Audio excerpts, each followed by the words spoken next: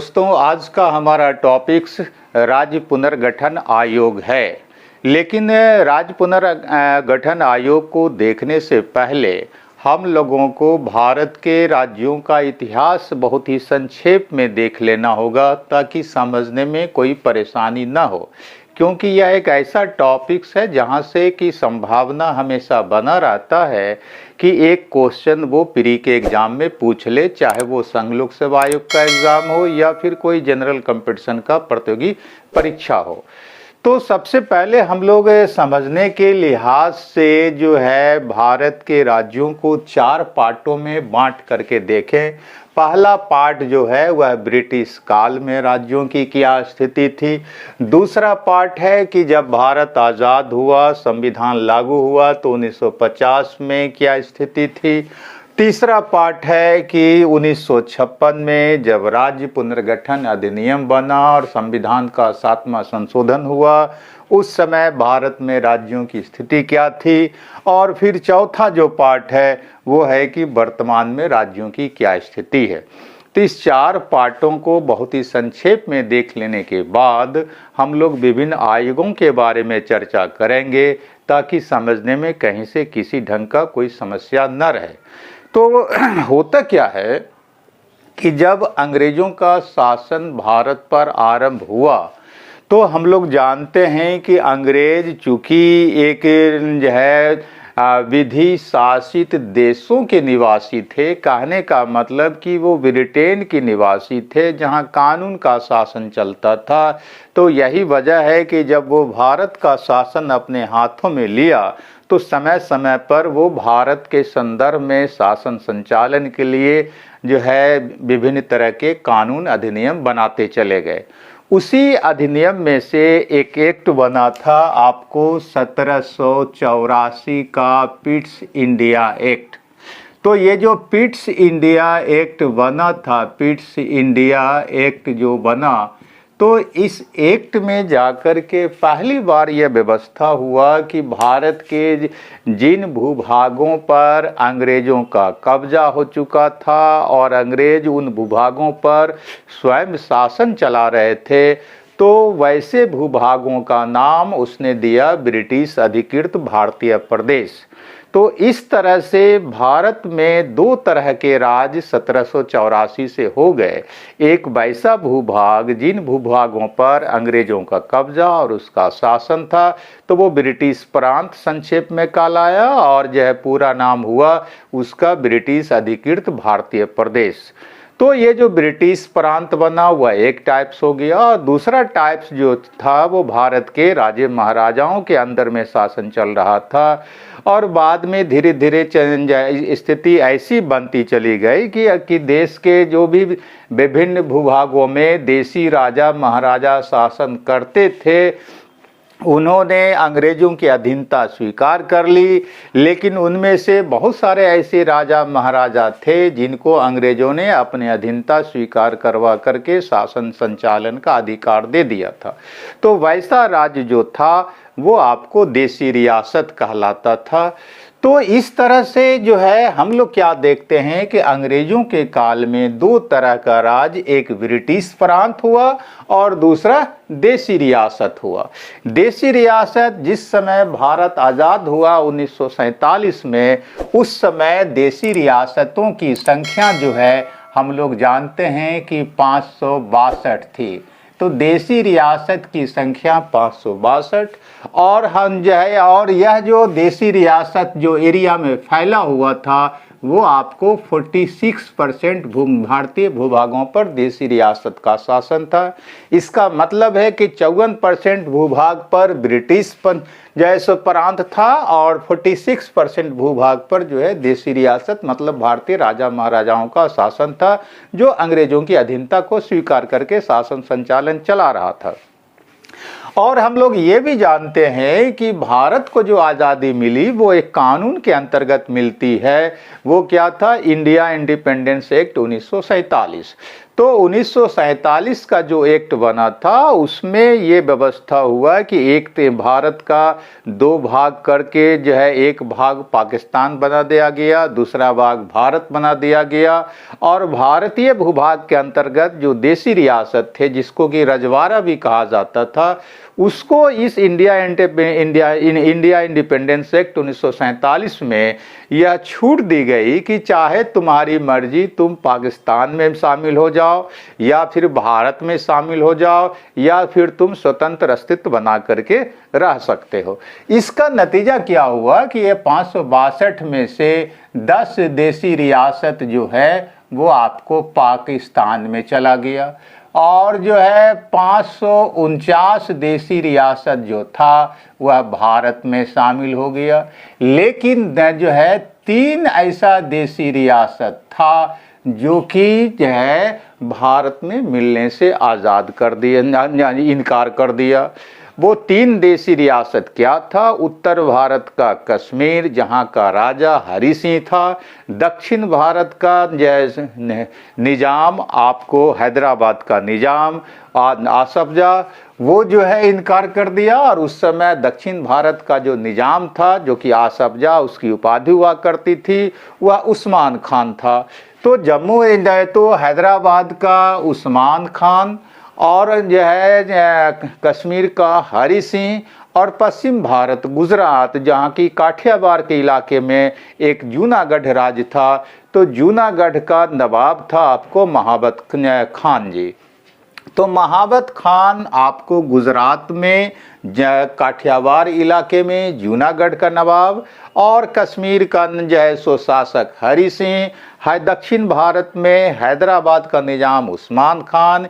ये तीनों ऐसा देसी रियासत का शासक था जो भारत में मिलने से इनकार कर दिया था। तो इस तरह से जो है आपको आज़ादी के बाद के और उसके आसपास की कहानी रहती है। और जैसा कि हम लोग जानते हैं कि ये जो आपको 549 भारत में मिला हुआ तो मिल ही गया, लेकिन ये जो 3 जो देसी रियासत जो कि भारत में शामिल होने से इनकार कर दिया था, उसमें से जो जूनागढ़ था, जूनागढ़ को जनमत संग्रह के द्वारा भारत में शामिल किया गया, और कश्मीर को जो है कश्मीर को विलय पत्र के माध्यम से भारत में शामिल किया गया। उसके अलावा जो हैदराबाद था, हैदराबाद को जो है सैन्य अभियान मतलब पुलिस अभियान के द्वारा भारत में शामिल किया गया। तो इस तरह से कहानी चल होता है भारतीय आज़ादी, ये भारत की आज़ादी मिलने के बाद देसी रियासतों का भारत में विलय होने का। लेकिन जब विलय हो गया तब उसके बाद परिस्थिति क्या हो गई कि जो है 1950 में जब भारत का संविधान लागू हुआ, तब उस समय जो है सरकार के द्वारा यह व्यवस्था किया गया कि भारत में जितने भी राज्य थे उनको 4 भागों में 4 कैटेगरी में बांटा गया। भाग ए, भाग बी, भाग सी और भाग डी। भाग ए के अंतर्गत 9 राज्य रखा गया, बी के अंतर्गत 9 राज्य, सी के अंतर्गत 10 राज्य और डी के अंतर्गत केवल 1 राज्य रखा गया आपको अंडमान निकोबार द्वीप समूह। और भाग ए के अंतर्गत ही बिहार भी शामिल था। तो 9 राज्यों में से एक बिहार जो है भाग ए कैटेगरी ए में शामिल था। ये तो 1950 में हुआ। फिर क्या होता है कि 1956 में जब संविधान में 7वां संशोधन होता है और राज्य पुनर्गठन अधिनियम बनता है, तब उसके अंतर्गत क्या होता है कि ये जो 4 कैटेगरी था भारतीय राज्यों का ए, बी, सी और डी, उस 4 कैटेगरी को समाप्त करके केवल 2 कैटेगरी बना दिया जाता है। एक हो जाता है राज्य और दूसरा हो जाता है संघ शासित क्षेत्र। तो इस तरह से 1956 में कुल 14 राज्य हुए और 6 संघ शासित क्षेत्र जैसो बने। तो 1956 में राज्य पुनर्गठन अधिनियम के अंतर्गत 4 राज्यों की श्रेणी समाप्त कर दी गई और राज्यों की 2 श्रेणी बनाई गई। एक श्रेणी राज्य कहलाया और दूसरा श्रेणी जो है संघ शासित क्षेत्र कहलाया। राज्य के अंतर्गत 14 राज्यों को रखा गया और संघ शासित क्षेत्र के अंतर्गत 6 राज्यों को रखा गया। संघ शासित क्षेत्र का मतलब होता है कि वैसा भूभाग या वैसा क्षेत्र जो कभी भारत सरकार के द्वारा अर्जित किए गए हैं। तो ऐसे क्षेत्रों का शासन राष्ट्रपति या उनके द्वारा नियुक्त उपराज्यपाल या प्रशासक के द्वारा चलाया जाता है। जैसे कि आपको अंडमान निकोबार द्वीप समूह हो गया या फिर आपको लक्षद्वीप हुआ, ये सब संघ शासित क्षेत्र हैं। वहाँ का शासन आपको राष्ट्रपति के द्वारा चलाया जाता है, किसी जैसो व्यक्ति को मनोनीत करके। और हम जानते हैं कि संघ शासित क्षेत्र का जो प्रशासक होता है वह चाहे तो उपराज्यपाल कहलाता है या प्रशासक कहलाता है। तो ये 1956 में जैसो भारतीय राज्यों की स्थिति रही। और अभी वर्तमान में जो वर्तमान समय में 28 राज्य और 8 संघ शासित क्षेत्र हैं।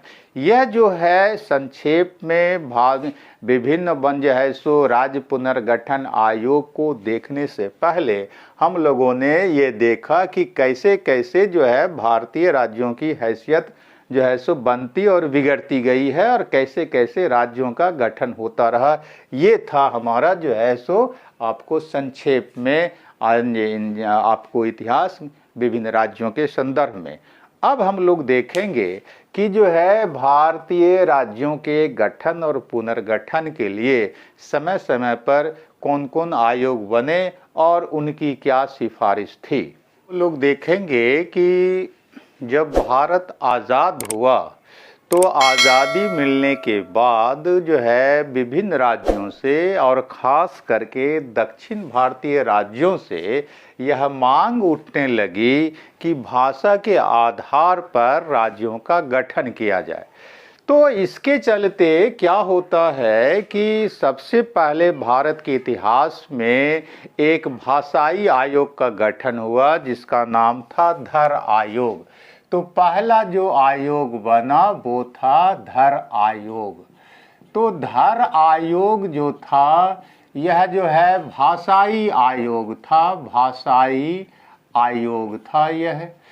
तो ये जो है पहला आयोग बना जो है राज्यों के पुनर्गठन के संदर्भ में सलाह देने के लिए, जिसका नाम था जो है सो धर आयोग। यह जो आयोग था यह 4 सदस्यीय था। इस आयोग में 4 सदस्य थे और इस आयोग का जो अध्यक्ष बनाया गया उसमें से अध्यक्ष थे एस.के. धर। एस.के. धर जो है अध्यक्ष थे। ये इलाहाबाद हाई कोर्ट के अवकाश प्राप्त न्यायाधीश थे। इन्हीं की अध्यक्षता में ये आयोग जो है सो बना था। कार्यभार जो इस आयोग को सौंपा गया, कार्यभार जो सौंपा गया, इनको यह जो है सो जिम्मेवारी दी गई कि आप यह बताएं कि भाषा के आधार पर राज्यों का पुनर्गठन उचित है या नहीं है। तो भाषा के आधार पर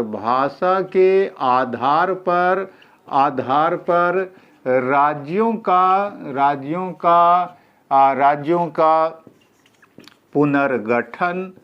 पुनर्गठन कहाँ तक उचित है, कहाँ तक उचित है, ये जो है इनको दिया गया जिम्मेवारी कि आप ये जांच करके बताएं।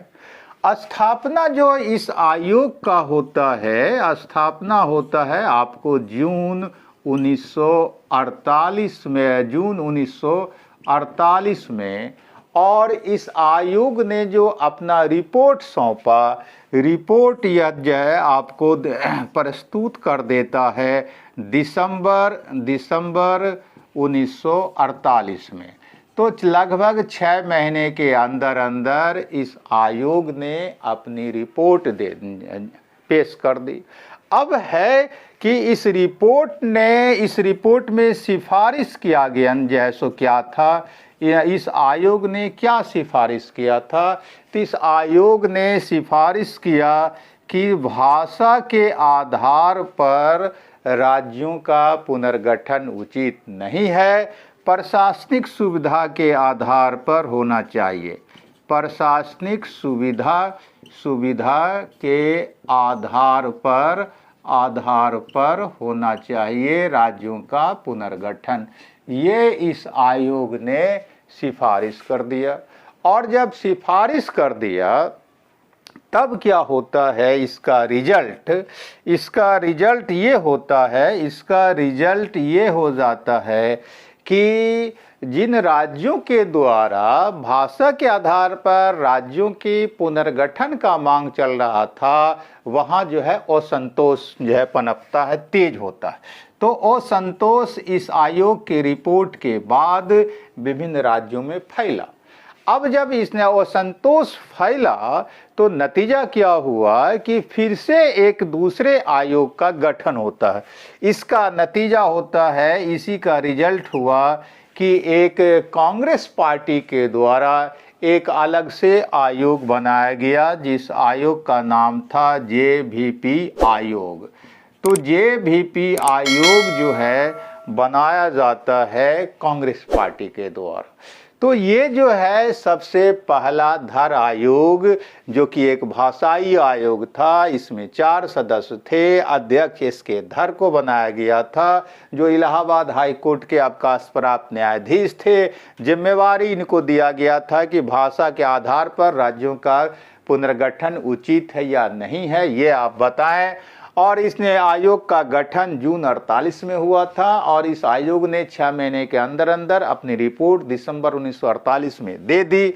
अब है कि सिफारिश में इस आयोग ने क्या कहा भाई भाषा के आधार पर राज्यों का पुनर्गठन नहीं होना चाहिए, राज्यों का पुनर्गठन जो है प्रशासनिक सुविधा के आधार पर होना चाहिए। और जब ये रिपोर्ट आ गई, ये सिफारिश आ गया, तो वैसे राज्यों में जिन राज्यों के द्वारा भाषा के आधार पर राज्यों की पुनर्गठन की मांग हो रही थी, वहां असंतोष और ज्यादा पनपने लगा। अब उस असंतोष का नतीजा ये हुआ कि कांग्रेस पार्टी ने अलग से फिर एक आयोग का गठन किया, जो आयोग निकालाता है JVP, आता है JVP समिति। JVP समिति, यह जो समिति थी, यह समिति भाषाई प्रांत समिति थी। भाषाई प्रांत समिति थी।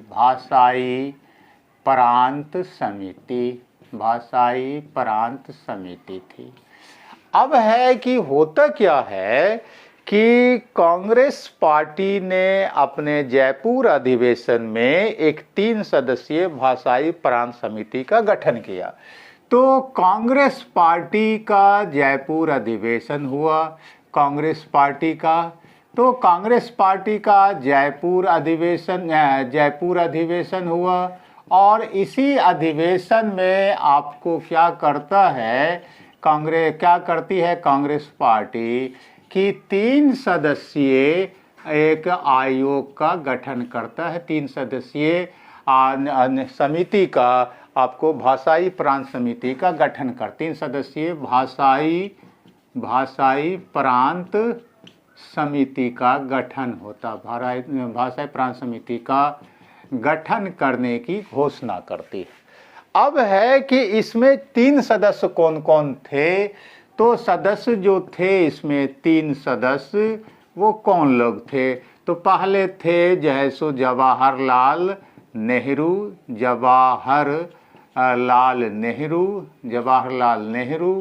दूसरे जो थे वो वल्लभ भाई पटेल। और तीसरे जो थे वो थे आपको पट्टाभी सीतारमैया।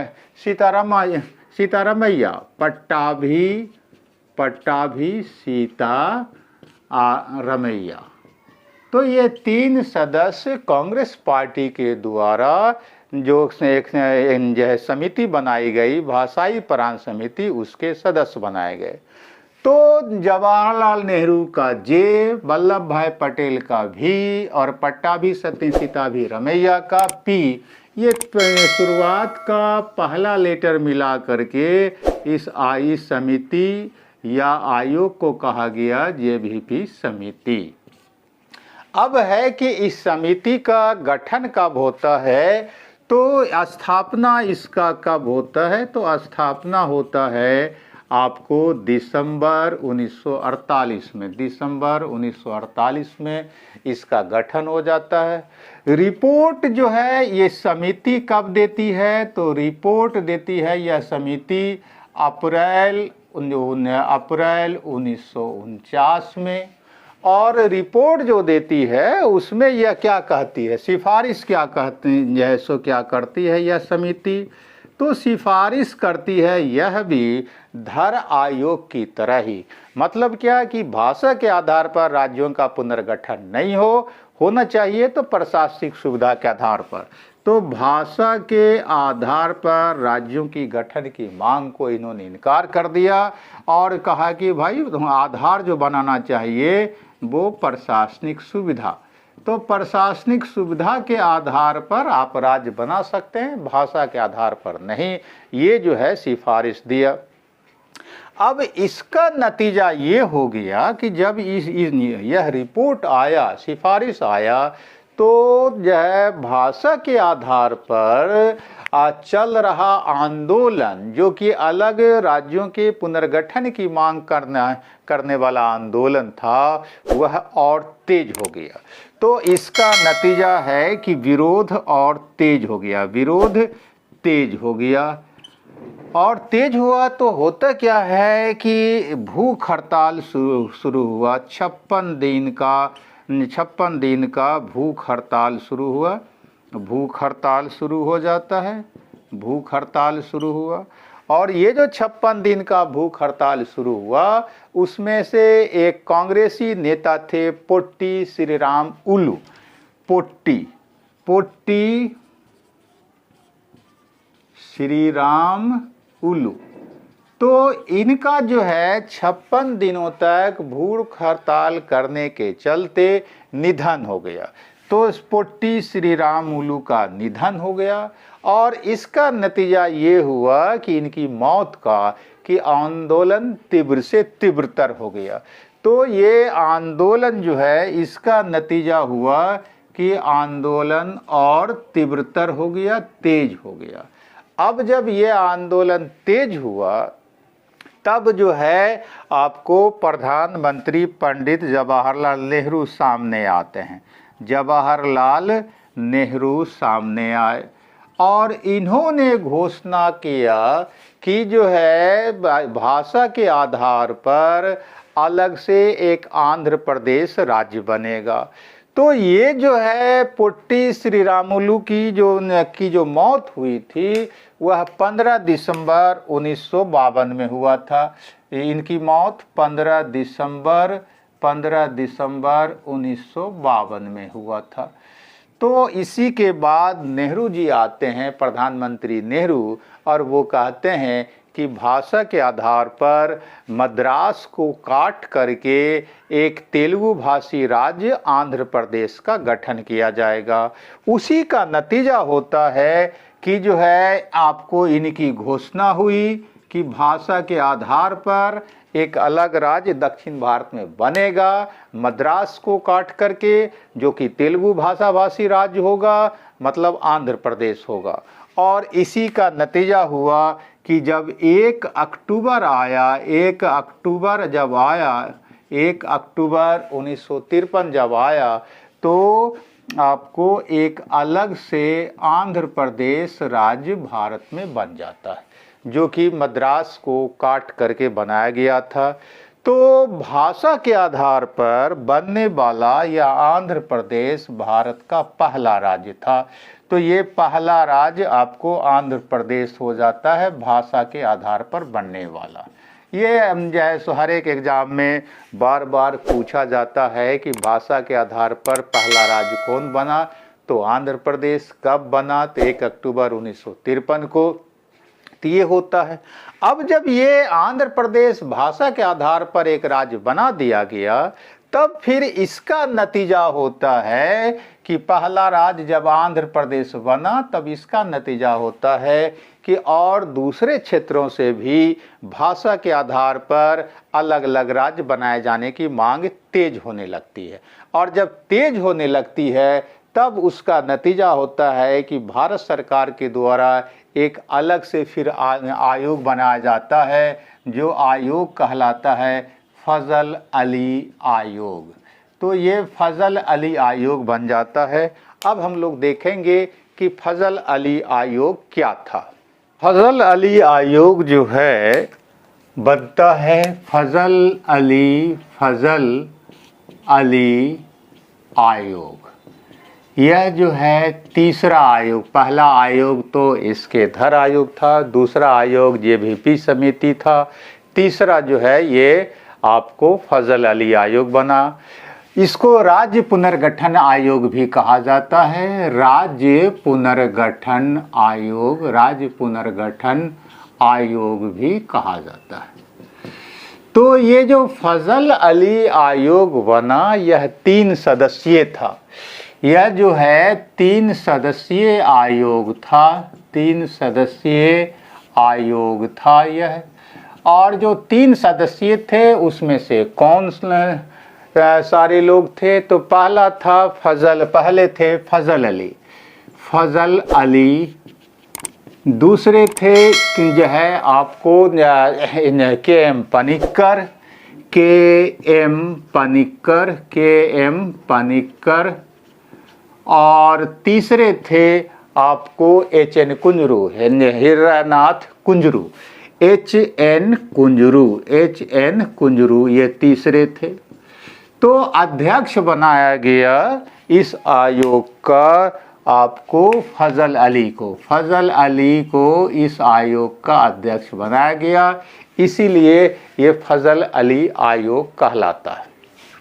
अब है कि यह जो समिति बनी तो यह समिति आपको जो है सामने आ जाता है कि 1953 में बनी, और ये जो है समिति का रिपोर्ट कब आता है, तो रिपोर्ट इस समिति का आ जाता है, रिपोर्ट आया इस समिति का कब आ जाता है, तो आता है 1955 में।